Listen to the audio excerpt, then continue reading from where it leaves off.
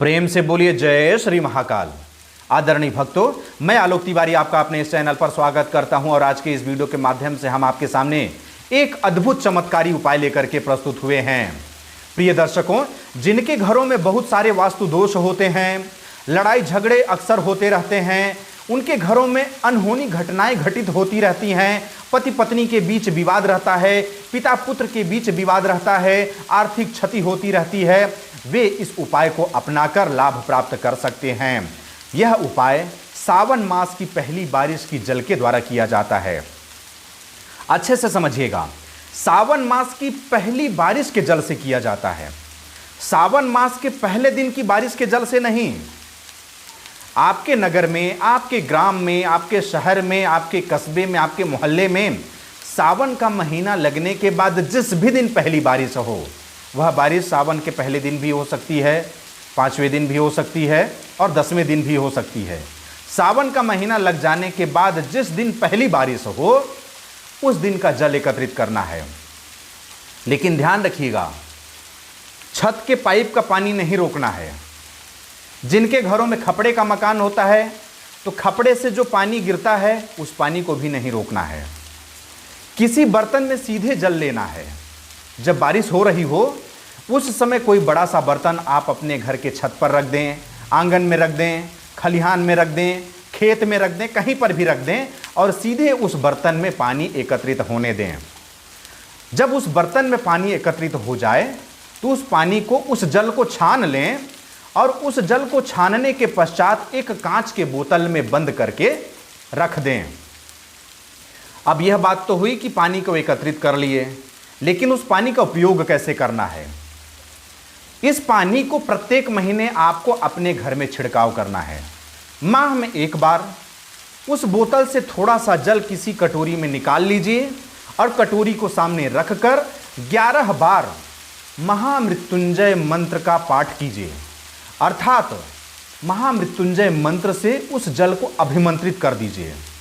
उस अभिमंत्रित जल को अपने पूरे घर में कुशा, दूर्वा अथवा पुष्प की सहायता से छिड़क दीजिए।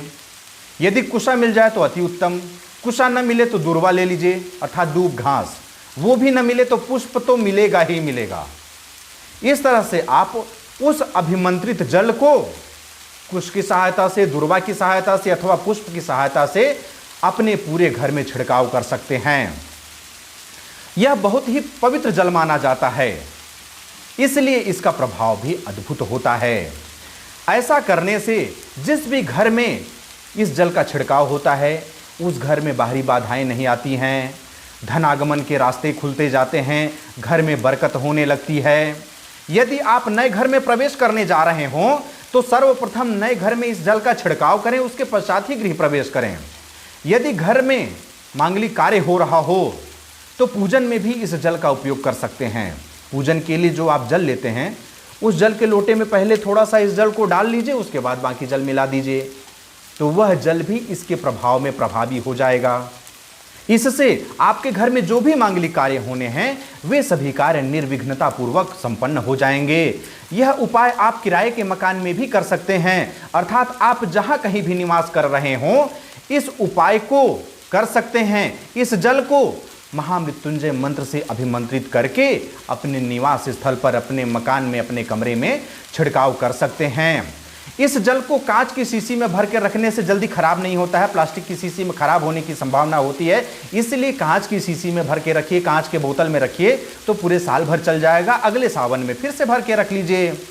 जल के नीचे बैठने के बाद उसमें गंदगी जरूर तली पर बैठ जाती है, तब आप ऊपर के साफ जल को निकाल लीजिए और शेष बचा हुआ जल तुलसी में छोड़ दीजिए, पीपल में छोड़ दीजिए, समी के पौधे में छोड़ दीजिए।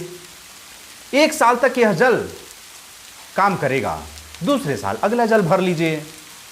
लेकिन आपको एक बात और बता देते हैं कि कुछ ऐसे भी लोग होते हैं जो फ्लैट में रहते हैं, उनके घर के छत के ऊपर किसी और का छत होता है, किसी और का घर होता है, किसी और का निवास होता है। ऐसे में आप किसी भी मित्र को, रिश्तेदार को, सखा को बोल सकते हैं कि हमारे लिए आपके नगर में, जिनको भी बोल रहे हैं उनको बोलिए कि आपके नगर में सावन के महीने में जिस भी दिन पहली बारिश हो, उस दिन का जल एकत्रित करके हमें दे दीजिएगा। अब मुझे आगे दीजिए, मिलते हैं अगले किसी ज्ञानवर्धक वीडियो के साथ। तब तक के लिए जय हिंद, जय भारत, बम बम भोलेनाथ की जय। जय गुरुदेव।